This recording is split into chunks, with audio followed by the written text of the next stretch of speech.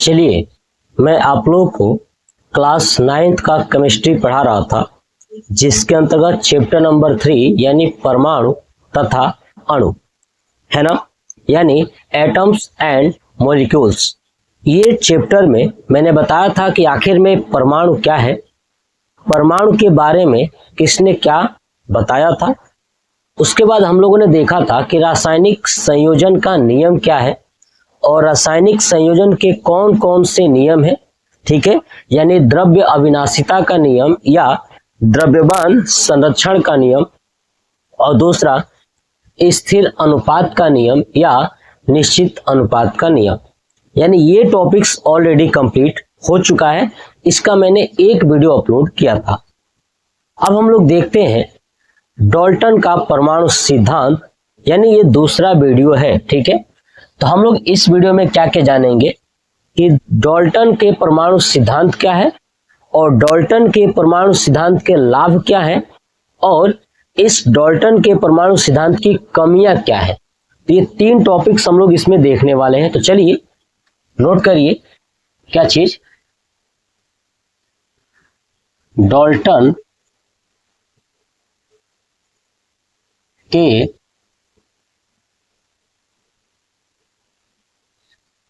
परमाणु सिद्धांत, ठीक है। देखिए, एक्चुअली डाल्टन से पहले जो रासायनिक संयोग का नियम आया था, संयोजन का नियम आया था, उस नियम की व्याख्या करते हुए डाल्टन ने अपना परमाणु सिद्धांत दिया और ये दिया 1803 ईस्वी में। याद रखिएगा कि डाल्टन ने अपना परमाणु सिद्धांत कब दिया था, 1803 ईस्वी में। जो रासायनिक संयोजन का नियम था उस नियम की व्याख्या करते हुए, यानी इसने ऐसा परमाणु सिद्धांत दिया कि रासायनिक संयोजन का जो नियम था ना, उसके बारे में भी बताया जा सके, ठीक है। किसने दे दिया? डाल्टन ने। और इसको क्या कहा गया? डाल्टन के परमाणु सिद्धांत। ये 1803 ईस्वी में दिया गया था। ये बात बहुत बार एग्जाम में पूछा गया है कि डाल्टन का परमाणु सिद्धांत कब आया था। तो 1803 ईस्वी में डाल्टन ने अपना एक परमाणु सिद्धांत दिया था। अब इस सिद्धांत की खास बात यही थी कि रासायनिक संयोजन के नियम की व्याख्या कर रहा था। क्या कर रहा था? रासायनिक संयोजन की जो नियम है ना, उसकी क्या कर रहा था? ये व्याख्या कर रहा था, ठीक है। चलिए अब समझिए कि आखिर में इस सिद्धांत में डाल्टन ने क्या कहा। कुछ न कुछ कहा होगा ना। तो इसने अपने सिद्धांत में परिकल्पना किया। क्या किया? परिकल्पना किया कि यार ये ऐसे हो सकता है, ये ऐसे हो सकता है, ये ऐसे हो सकता है, ठीक है। संयोजन के नियम के बेस पर ही, आधार पर ही एक परिकल्पना किया, सोचा, ठीक है। तो सोचा और उसके बारे में बताया। तो क्या अब नेक्स्ट हेडिंग रहेगा आपका कि डाल्टन के परमाणु सिद्धांत की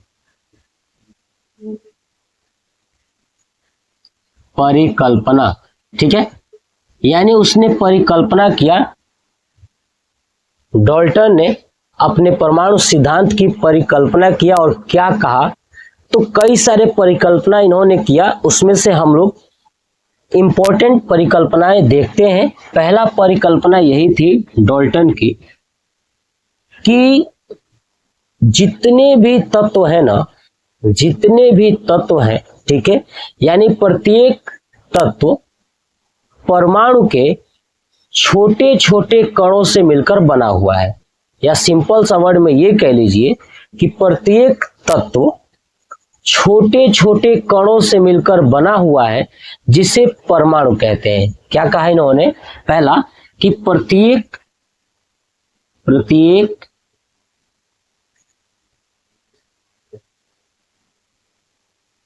तत्व छोटे छोटे, यानी एक शब्द में कहूं तो सूक्ष्म कण, क्या कह सकते हैं? सूक्ष्म कण, ठीक है, प्रत्येक तत्व छोटे छोटे या सूक्ष्म कणों से बने होते हैं,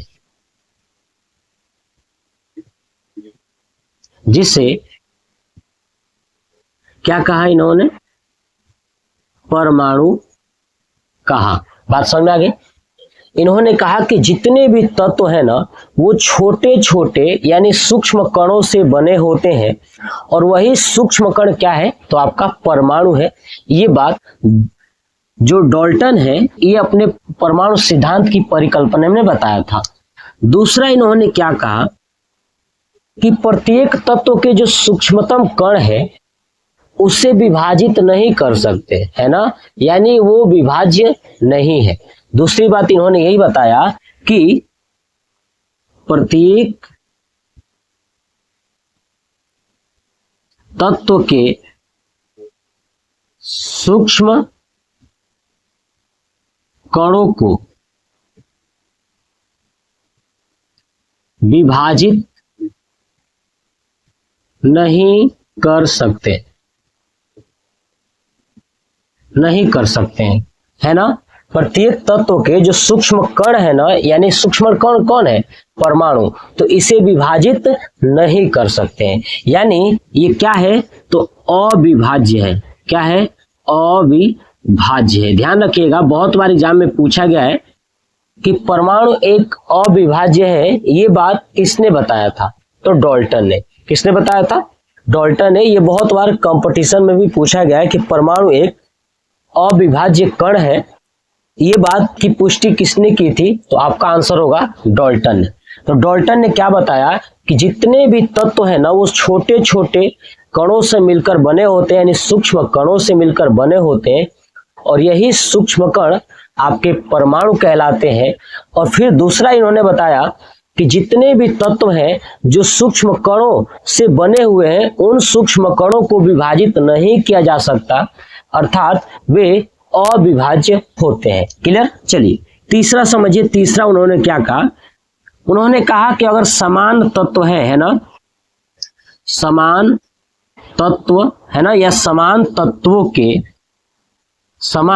तत्वों के परमाणु है ना द्रव्यमान, ठीक है, समान तत्वों के परमाणु द्रव्यमान या परमाणु भार एवं सभी गुण समान होते हैं। क्या होते हैं? सभी गुण समान होते हैं। क्या उन्होंने कहा कि जितने भी एक जैसे तत्व अगर आपको दिखाई देते हैं, यानी समान तत्व, तो उनका जो परमाणु है द्रव्यमान है या परमाणु भार या एवं सभी गुण, यानी जो भी उनके गुण होंगे अगर एक जैसे तत्व हैं तो क्या होंगे? समान होंगे। मतलब इसका मतलब ये हुआ कि मान लीजिए कि मैं अगर आपको दिखाई दे रहा हूं तो मेरे जैसा कोई और एक हो तो हम दोनों समान हो गए। तो जो मेरे अंदर गुण है वही उसके अंदर गुण होगा। जितना मेरा द्रव्यमान है उतना उसका द्रव्यमान होगा। जितने नंबर पे मैं खड़ा हूं उतने नंबर पे वो खड़ा होगा। ये बात डाल्टन ने कहा कि सब कुछ समान होगा। ये परिकल्पना है, वो डाल्टन इसे सोच रहा है क्या ऐसे ऐसे हुआ होगा। ठीक है, उसके बाद क्या बताया एक और समझिए, चौथा पॉइंट्स उसने क्या कहा डाल्टन ने कि अगर अलग अलग है ना, अलग अलग तत्वों के परमाणु या परमाणु भार, ठीक है, एवं गुण अलग अलग होते हैं। बात समझ में आ गया? यानी डाल्टन ने क्या कहा कि अगर अलग अलग तत्व हैं तो उनका जो परमाणु है और परमाणु भार है और गुण है वो अलग अलग होंगे। अगर एक जैसे हैं तो सब एक जैसा होगा। ठीक है, तो ये चार बातें आपको याद रखनी है डाल्टन के परमाणु सिद्धांत की परिकल्पना। यानी डाल्टन ने इतनी बातें बताई थी। पहली बात क्या थी कि भैया जितने भी तत्व है वो सब छोटे छोटे कणों से मिलकर बने हैं, यानी सूक्ष्म कणों से, जिसे परमाणु कहा गया। परमाणु एक अविभाज्य है। दूसरा पॉइंट से ही जो सूक्ष्म कण है वो क्या है, अविभाज्य है, विभाजित नहीं कर सकते। तीसरा पॉइंट कहा कि अगर एक जैसे तत्व हैं तो एक जैसे तत्व है तो उनका परमाणु, द्रव्यमान या उनके सभी गुण क्या होंगे, एक जैसे होंगे, समान होंगे।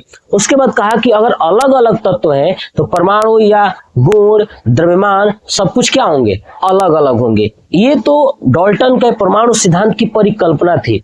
लेकिन जाहिर सी बात है आज के डेट में जब आप कोई चीज कभी किसी को बताओगे तो जाहिर सी बात है उसके ऊपर लोग कमियां निकालेंगे ही निकालेंगे। तो जब यहाँ पे जॉन डाल्टन ने, है ना, इनका पूरा नाम था जॉन डाल्टन ने, ये जब अपनी परिकल्पनाएं बताई तो लोग आने वाले समय में इसमें कमियां ढूंढ दिए, क्या कर दिए, कमियां खोज लिए और डाल्टन के परमाणु सिद्धांत में कमियां निकल आया कि भैया कमी क्या है। ठीक है, तो चलिए अब आपका नेक्स्ट हेडिंग रहेगा डाल्टन के परमाणु सिद्धांत की कमियां। लेकिन चलिए पहले कमियां से पहले आपको लाभ बता देता हूं, ठीक है, उसके बाद मैं कमी आपको बताऊंगा। देखिए, जानते हैं कि इनका लाभ क्या है, इसका फायदा क्या हुआ। डाल्टन ने जो अपना सिद्धांत दिया आखिर में इसका फायदा हुआ होगा ना, लाभ तो हुआ होगा, प्रॉफिट हुआ होगा।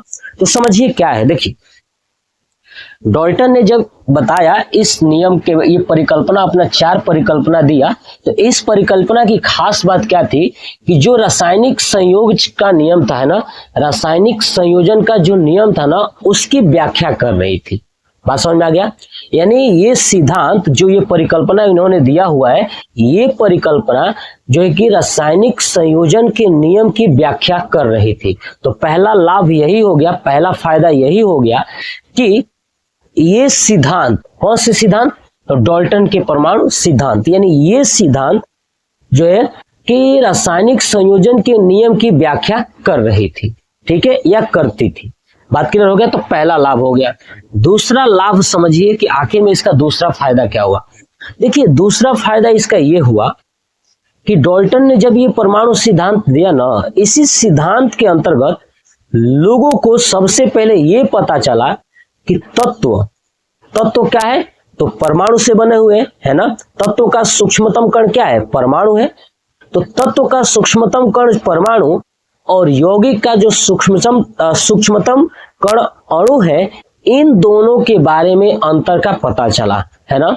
इनका फायदा क्या हुआ कि जब जॉन डाल्टन ने अपना सिद्धांत दिया तो इस सिद्धांत के बेस पर ही परमाणु और अणु के बीच का अंतर, या कह लीजिए कि तत्व और यौगिक के बीच के अंतर के बारे में लोगों को पता चला। तो सबसे पहले इन्हीं के सिद्धांत की वजह से तत्व और यौगिक में लोगों को अंतर पता चला। तो याद रहेगा इतनी बातें, आप आसानी से लिख सकते हो, ठीक है। जो मैंने बातें बोला आप अपने कॉपी पे नोट करेंगे ना, अच्छे से लिखेंगे तो बहुत अच्छा से समझ में आएगा। बार बार आप उसको रिवाइज करेंगे तो याद हो जाएगा। चलिए, अब हम लोग जानते हैं कि आखिर में इनकी कमियां क्या है, तो आप नोट कर लीजिएगा। चलिए यहीं पे आपको सिखाता हूं कमियां। तो आपका हेडिंग रहेगा कि डाल्टन के परमाणु सिद्धांत की कमियां। क्या रहेगा, डाल्टन के परमाणु सिद्धांत की क्या कमियां। तो चलिए देखते हैं कमियां। जैसे इनकी परिकल्पना 4 मैंने बताया ना, तो 4 में आपको कमियां भी इनकी बताऊंगा। क्यों, क्योंकि जो इन्होंने परिकल्पना किया है यही परिकल्पना में लोग कमी खोजेंगे। यानी जो बात आप बताओगे उसी बात में ना लोग आपकी क्या निकालेंगे, कमी निकालेंगे, गलती निकालेंगे।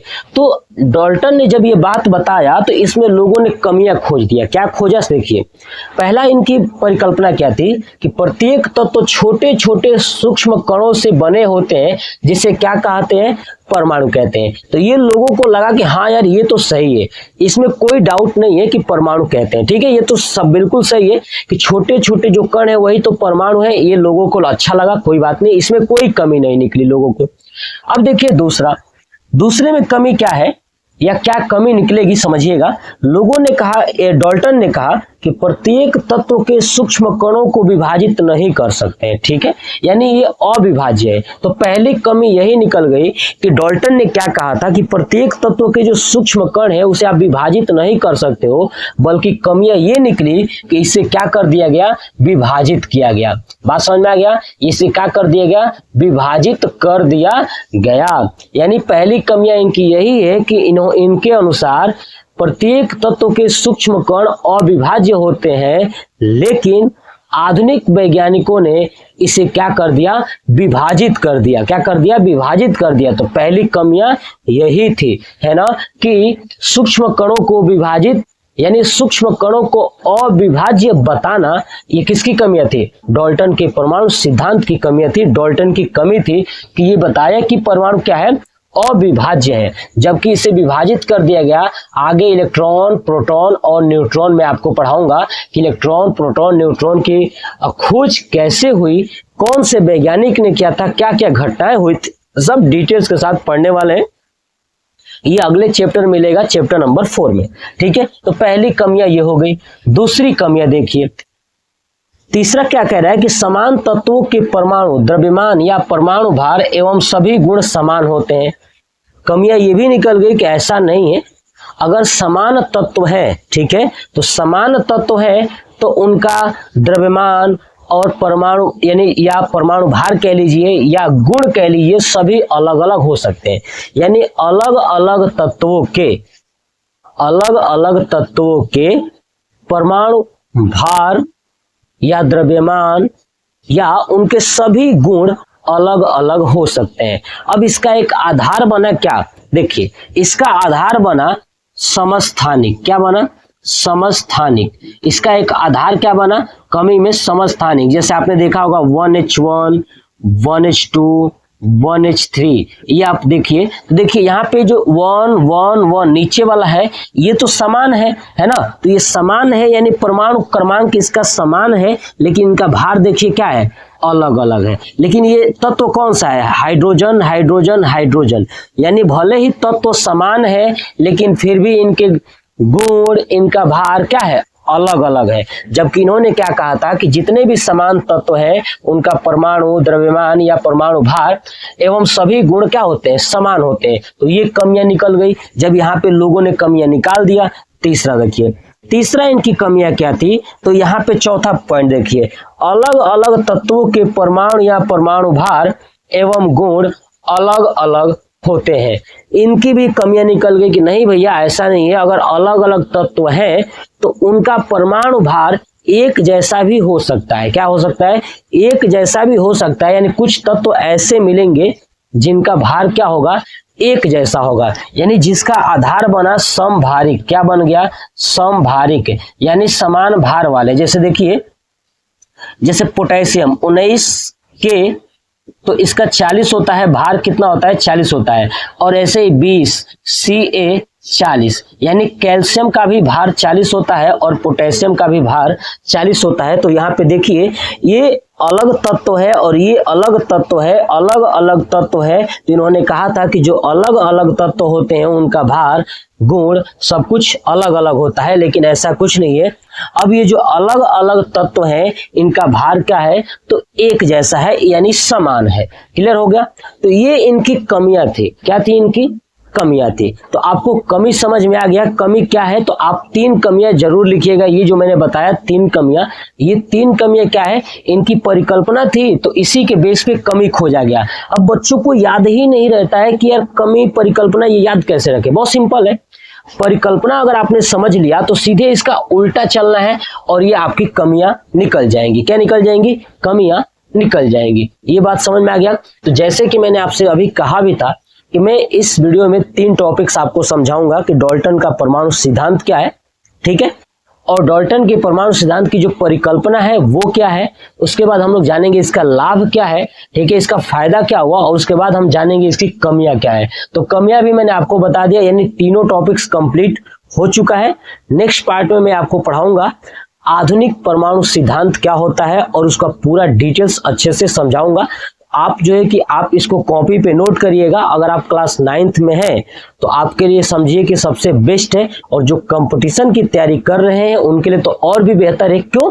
क्योंकि वो इस चीजों को अच्छे से समझ जाएंगे तो आप दूसरे को समझा पाएंगे, और जब दूसरे को समझा पाएंगे तो आपकी नॉलेज और बेहतर हो जाएगी। ठीक है, तो आप कमेंट बॉक्स में कमेंट करके बताइएगा कि आपको ये वाला वीडियो कैसा लगा, और पीछे जो भी मैं वीडियो पढ़ाता हूँ वो भी कैसा लगता है। तो चलिए पहले इसका स्क्रीनशॉट ले लीजिए। आपने स्क्रीनशॉट ले लिया होगा, कुछ सेकंड के लिए मैं हट जाता हूँ ताकि आप स्क्रीनशॉट ले लीजिए। ठीक है, और कमेंट बॉक्स में कमेंट करके बताइएगा कि आपको ये वीडियो कैसा लगा। जय